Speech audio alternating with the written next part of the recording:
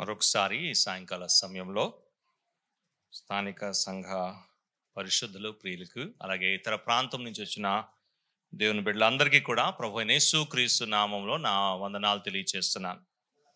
చాలా సంతోషము. ఈ 2 దినము నేను కూడా మీ అందరితో కలిసి ఈ చక్కటి ఆత్మీయమైన సహవాసం అనుభవించటకు ప్రభు నాకు ఇచ్చిన కృపను బట్టి నేను ప్రభుని ఎంతగానో స్తుతిస్తున్నాను. నేను ఎప్పుడు ఈ మాట చెప్తా ఉంటాను, ఇది నాకు 2వ స్థానిక సంఘం లాంటిది కూడా కాదు, స్థానిక సంఘం ఇది నాది. ఎక్కువగా ఈ ప్రాంతంలో పరిచయం చేయడానికి ప్రభు సహాయం చేశాడు. ఎక్కువగా మహేంద్రవాడ, అనపర్తి ఈ 2 సంఘాల్లో కూడా దేవుని దాసులతో కలిసి పరిచయం చేయడానికి ప్రభు నాకు ఇచ్చిన ఆధిక్యతను బట్టి ప్రభుని ఎంతగానో స్తుతిస్తున్నాను. చెప్పడానికి చాలా విషయాలు ఉన్నాయి. ఎందుకంటే దేవుని దాసులు సత్యం గారితో అలాగే జాన్లీ గారితో ఇద్దరితో కూడా సమానంగా మరి పరిచయం చేయడానికి ప్రభు నాకు ఇచ్చిన ధన్యతను బట్టి ప్రభుని ఎంతగానో స్తుతిస్తున్నాను. మరి సత్యం అంకుల్ని నేను 1996 నుంచి ఎరుగుదును. 96లో మొట్టమొదటిసారి నేను ఆయన్ని కలిశాను. అప్పుడు ఒక మీటింగ్లో ఆయన కొరకు నేను తర్జుమా చేశాను. తర్వాత ఈ ప్రాంతంలో దేవుడు ప్రభు సహాయం చేశాడు, నన్ను నడిపించాడు. మేము సామర్లకోటలో అలాగే కాకినాడలో పరిచర్య ప్రారంభము అవుతున్న సమయంలో మేము కలిసి, అంటే వారు పెద్దలు, వాళ్ళతో నేను ఉంటూ పరిచర్య చేయడానికి ప్రభు సహాయం చేశాడు. దాన్ని బట్టి ప్రభుని ఎంతగానో స్తుతిస్తున్నాను. మరి ఈ సాయంకాల సమయంలో ఒక చిన్న తలంపు నేను మీతో పంచుకొని సెలవు తీసుకోవాలని నేను ఆశపడుతున్నాను. చూడండి, సువార్తలో యేసు ప్రభు ఒక కార్యాన్ని మనము అత్యధికంగా చూస్తున్నాం. అంటే నేరుగా ప్రభు సువార్తలో జరిపించిన పరిచర్య లేకపోతే ఆయన చేసిన కార్యమును మనకు కనబడుతుంది కదా. వ్యక్తిగతంగా అనేకుల్ని యేసు ప్రభు దర్శించాడు, వాళ్ళతో మాట్లాడాడు, వాళ్ళకు మేలు చేశాడు, భౌతికమైన మేలు చేశాడు.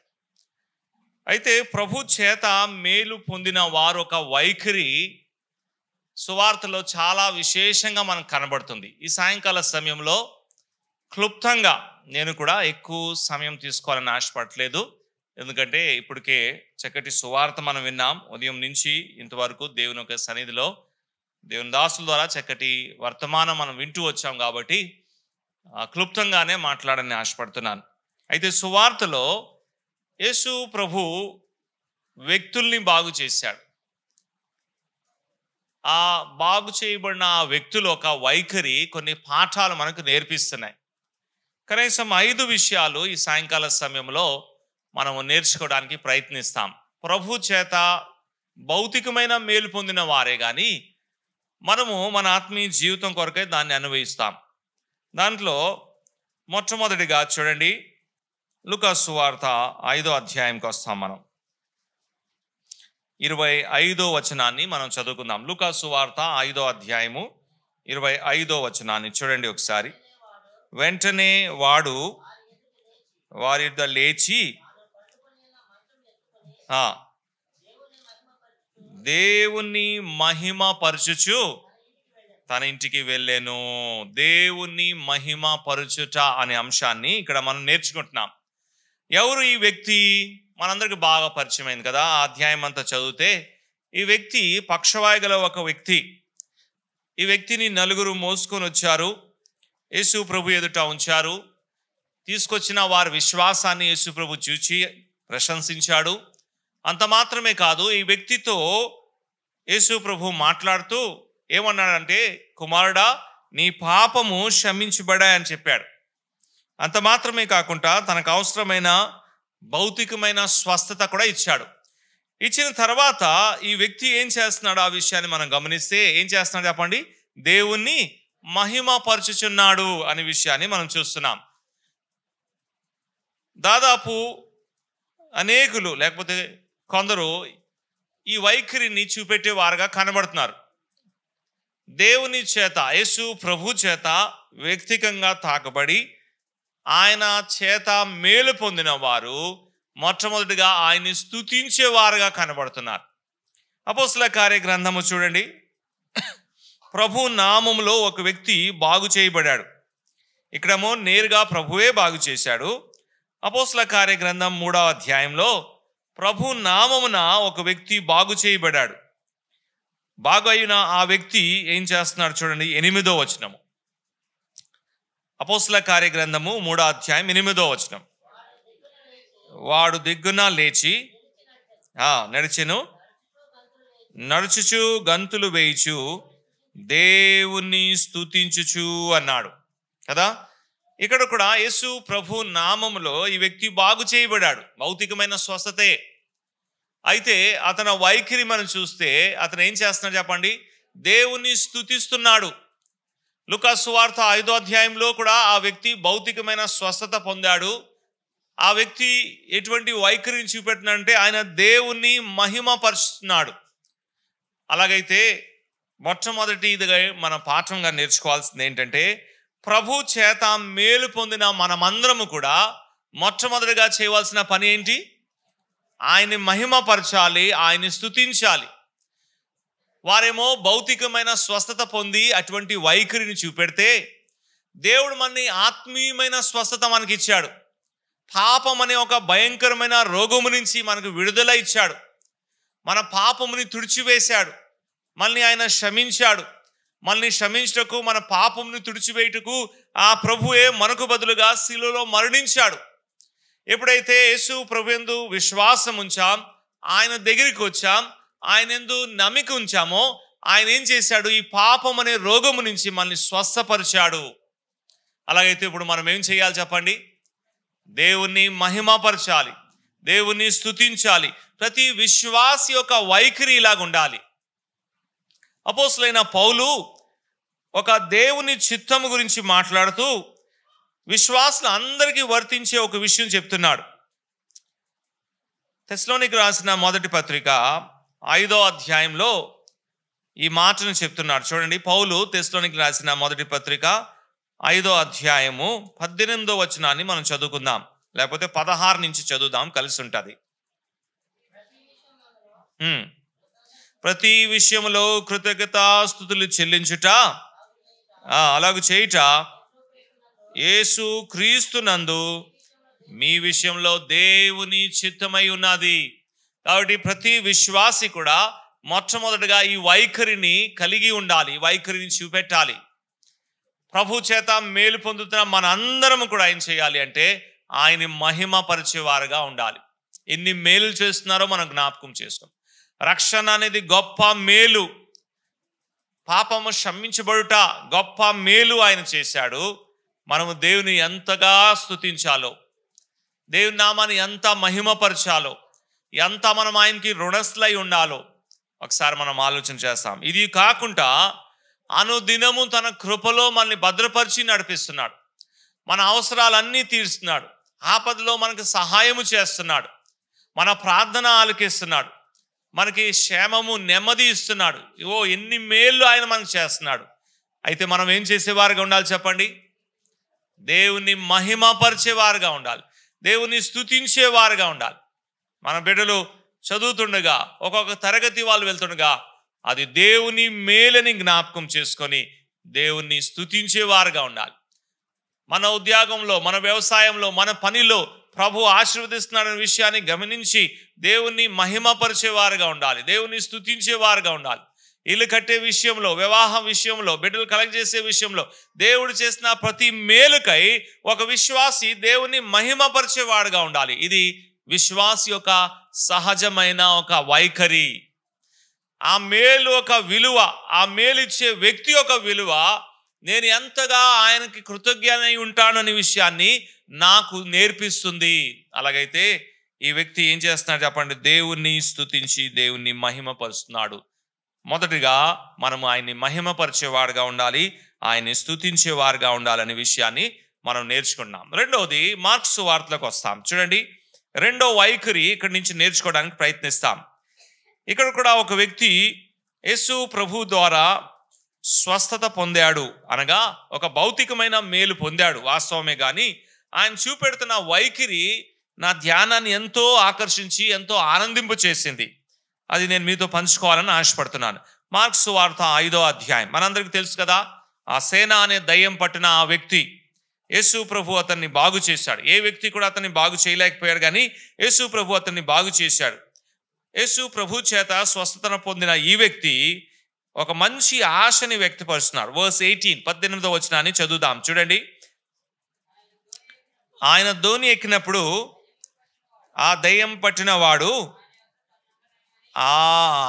ఆయన యొద్ద తన్ను ఉండనివ్వమను అంటున్నాడు. ఆయన ఆశ ఏంటంటే, ఇంకా నా జీవిత కాలమంతా ఆయనతోనే ఉంటాను. I want to be with this man for the rest of my life. నన్ను బాగు చేశాడు కదా ఈ వ్యక్తి, నా జీవితంలో ఇంత గొప్ప మేలు చేశాడు, నాలో ఉన్న భయంకరమైన దుష్టాత్మను తీసివేశాడు, నా జీవితాన్ని మార్చాడు.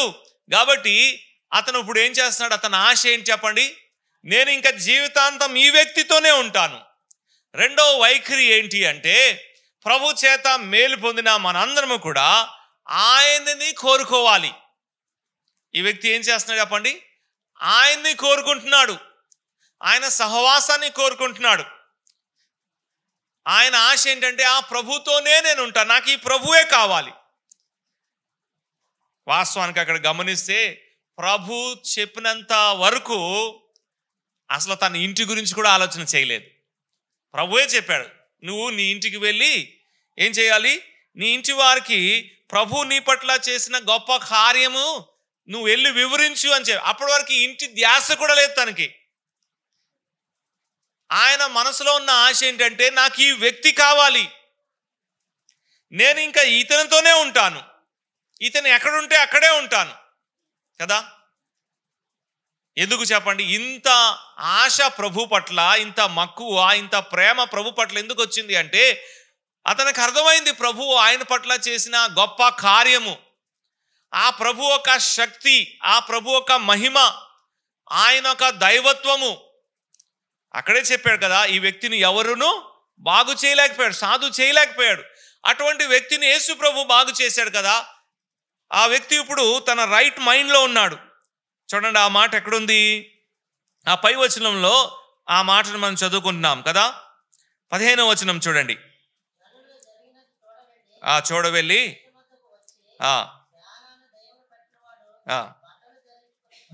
స్వస్థ చిత్తుడై అన్నాడు. ఇంగ్లీష్లో ఉన్నాడు, in his right mind, in his right sense. స్వస్థ చిత్తుడై, ఆ రైట్ మైండ్ అంటే ఇప్పుడు ఆయన ఆలోచన చాలా స్పష్టంగా ఉంది. ఆ ఆలోచనలో యేసు ప్రభు ఉన్నాడు, ఆ ఆలోచనలో యేసు ప్రభు ఒక దైవత్వం ఉంది, ఆ ఆలోచనలో యేసు ప్రభు ఒక శక్తి ప్రభావం ఉంది. ఈ దైవికమైన వ్యక్తి ఆయన శక్తి ప్రభావంతో నన్ను బాగు చేశాడు. ఆ విషయాన్ని జ్ఞాపకం చేసుకొని ఈ వ్యక్తిని నేను ఇంకా తెలుసుకోవాలి, అంతే కదా. యేసు ప్రభు ఆ ప్రాంతానికి వచ్చాడు, ఈ వ్యక్తిని చూశాడు, ఈ వ్యక్తిని బాగు చేశాడు. ఇతనికి కొంతే ఆ ప్రభు గురించి తెలుసు, కానీ మనసులో ఏం ఆశ పుడుతుంది? నేను ఇంకా ఇతను తెలుసుకోవాలి. ఇతను తెలుసుకోవాలంటే నేనేం చేయాలి? నేను ఇతనితో ఇంకా సమయాన్ని గడపాలి. నేను ఇప్పుడు ఇంటికి వెళ్ళను, ఆ ఇంటి గురించి ధ్యాస కూడా లేదు, నాకు ఈ వ్యక్తి కావాలి అని ఆయన్ని కోరుకుంటూ అతనితో ఏమన్నాడంటే, ప్రభువా నేను నీతోనే ఉంటాను అన్నాడు కదా.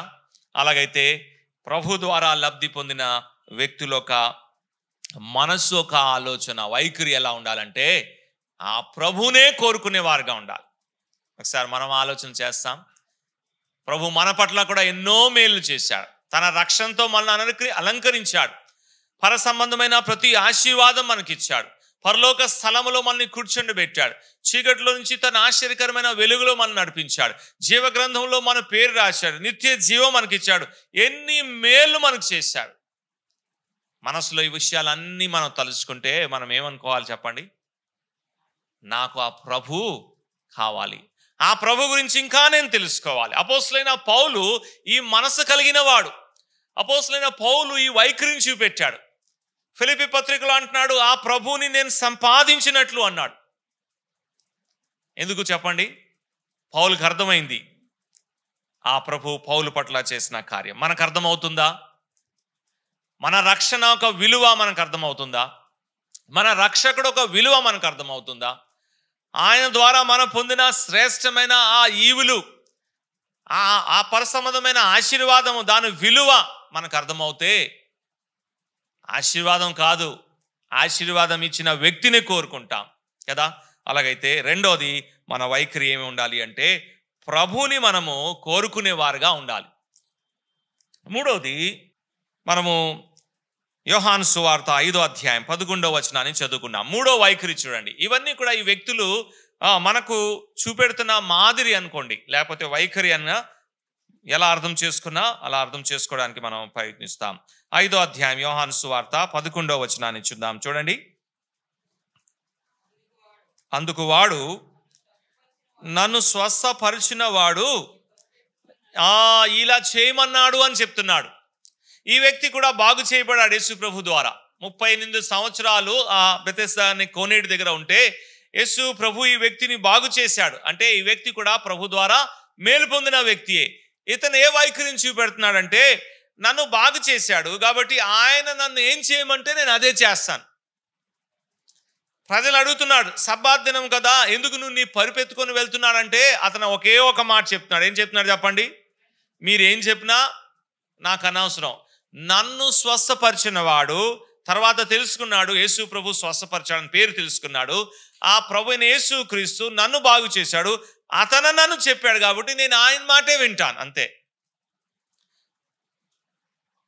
మూడో వైఖరి ఏంటంటే, ప్రభు ద్వారా మేలు పొందిన మనము ఆయన మాటను మనము పాటించేవారుగా ఉండాలి, ఆయన ఆజ్ఞలను పాటించేవారుగా ఉండాలి, ఆయన మనకు చెప్పిన విషయాన్ని మనము పాటించేవారుగా ఉండాలి. ఇది మన మూడో వైఖరిగా మనము తీసుకోవాలి కదా. ఈ వ్యక్తిని ఒకవేళ అడిగితే, ఎందుకయ్యా అలా చేస్తున్నావు అంటే ఏం చెప్తాడు చెప్పండి? నేను ఆయన ద్వారా మేలు పొందాను, అతను నా జీవితాన్ని మార్చాడు, నన్ను బాగు చేశాడు కాబట్టి ఆయన నాకు ఏం చేయమంటే నేను అదే చేస్తాను. అలాగైతే మనం ఆలోచన చేస్తాం, మన జీవితాన్ని మార్చిన ప్రభు మాట మనం వింటున్నామా? ఆయన మనకు చెప్పిన సంగతులు, ఆయన మనకు ఆజ్ఞాపించిన విషయాలు మనం గైకునేవారుగా ఉంటున్నామా? ఈ వైఖరి మనం కలిగి ఉన్నామా? అలాగైతే ఈ వ్యక్తి ద్వారా ఆ వైఖరిని మనం నేర్చుకుందాం. ప్రభు ఏం చెప్తాడో అదే మనము చేసేవారుగా ఉండాలి. విశేషంగా విశ్వాసులమైన మనము ఈ వైఖరి కలిగి ఉండాలి. యేసు ప్రభు సువార్తలో మాట్లాడుతూ అన్నాడు, నన్ను ప్రేమించిన వాడు ఏం చేస్తాడు? నా ఆజ్ఞలను గైకొంటాడు, అంతే.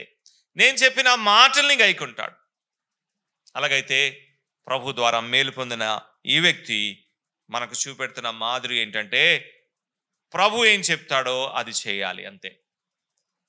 అది మూడవది. నాలుగవది, మార్క్స్ సువార్తలను తిరిగి వస్తాం. 5వ అధ్యాయం 20వ వచనాన్ని మనం చదువుకుందాం. 19, 22 కలిసి చదివితే ఇంకా మంచిది. అక్కడ 4వ వైఖరి చూస్తున్నాం.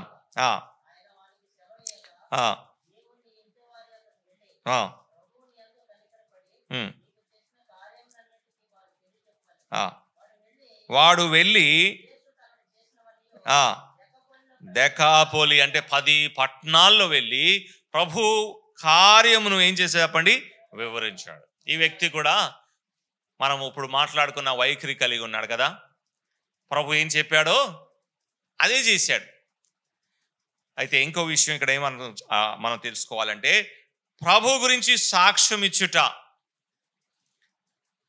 ప్రభు గురించి మాట్లాడుట, ప్రభు గురించి ఇతరులకి తెలియపరచుట, ఖచ్చితంగా ప్రభు ద్వారా మేలు పొందిన వ్యక్తులు, ప్రభు ద్వారా తాకబడిన వ్యక్తులు, ప్రభుని ఆశించి ప్రభుతో ఉండాలి అనే ఆశ వ్యక్తపరిచిన వ్యక్తులు, వారు ఏం చేస్తారు అంటే ప్రభు మాటని గైకుంటారు. వాస్తవమే, ప్రభు గురించి వాళ్ళు ప్రకటిస్తారు, ప్రభు మాటని తిరిగి తెలియపరుస్తారు. ఆ ప్రభు గొప్పతనం ఏంటో, ఆ ప్రభు ఎంత మహిమ గలవాడో, ఆ ప్రభు గురించి ఇతరులకు వాళ్ళు తెలియపరిచేవాడుగా ఉంటారు. దీన్నే మనము సాక్ష్యం ఇచ్చుట అంటాం కదండి. అలాగైతే 4వ వైఖరి సాక్ష్యం ఇచ్చుట, ప్రభు నామాన్ని ప్రకటించుట, ప్రభు నామాన్ని ఇతరులకి తెలియపరచుట. చివరిగా 5వది మనం చూసి మనము ముగిస్తాం. చూడండి, అపోస్తల కార్యగ్రంథంలో ఇందాకలే చదువుకున్నాం. అపోస్తల కార్యగ్రంథం 3వ అధ్యాయం 7వ వచనాన్ని చదువుకుందాం. తర్వాత 11వ వచనాన్ని కూడా చదువుదాం. ఆ, ఆ, ఉమ్,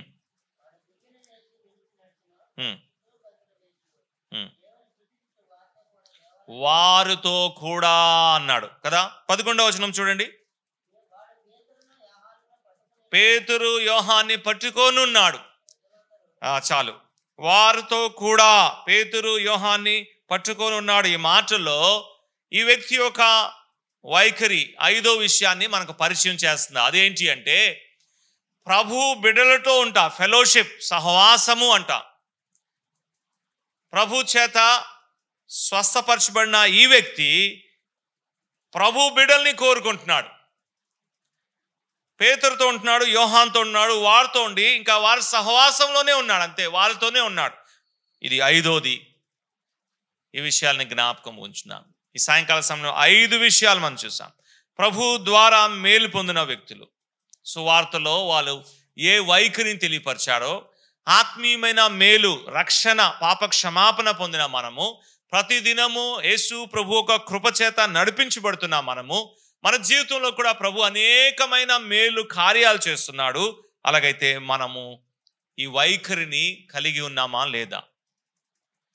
ఎంతగా దేవుని నామాన్ని మనం స్తుతించే వారుగా ఉన్నామో, మహిమపరిచే వారుగా ఉన్నామో ఒకసారి మనమే పరీక్షించుకుందాం. యేసు ప్రభుని ఎంత మనం కోరుకునే వారుగా ఉన్నామో, ప్రభుని ఎంత ప్రేమించే వారుగా ఉన్నామో, ప్రభుతో ఉండడానికి ఎంత ఆశ వ్యక్తపరిచే వారుగా ఉంటున్నామో మనమే పరీక్షించుకుందాం.